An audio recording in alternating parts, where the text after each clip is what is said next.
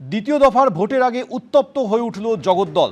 জগদ্দলে আটচালা বাগানে বিজেপি এবং তৃণমূল কর্মী সমর্থকদের মধ্যে সংঘর্ষ বেঁধে যায়। পরিস্থিতি উত্তপ্ত হয়ে ওঠে।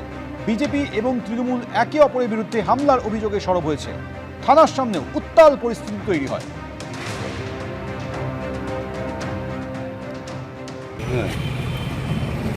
আমাদের ক্রিমিনালদের বিরুদ্ধে দেওয়া একটা স্টেটমেন্ট যে আমরা ক্রিমিনালদের বিরুদ্ধে কড়া ব্যবস্থা নেব।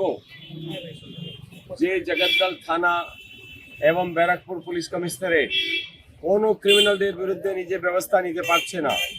আমাদের কর্মীদের বাড়িতে আজকে বোমা পড়েছে, তারা কিছুই করতে পারলো না, এখন অবধি কোনো অ্যারেস্ট হয়নি।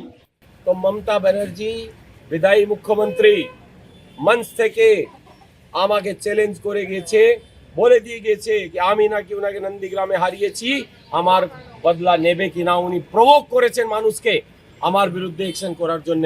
আমি জগদ্দল থানার হিম্মত করতে চাইছি, আমি ওনার বিরুদ্ধে এফআইআর করতে এসেছি। আমি দেখতে চাই এদের কত হিম্মত। কার বিরুদ্ধে এফআইআর করবে? আমার বাড়ি গিয়েছে, দেখছেন নিচুনে বম চলেছে, ফায়ারিং হয়েছে। সিআইএসএফ গুলিবিদ্ধ।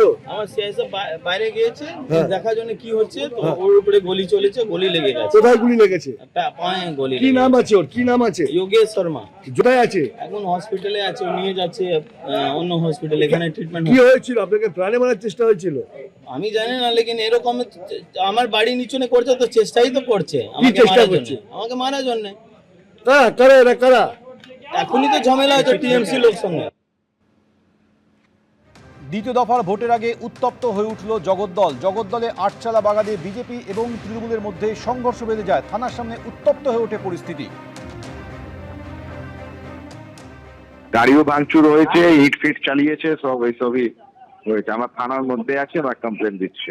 নিজে হ্যাঁ নিজে নিজে মারধর করতে যাবো?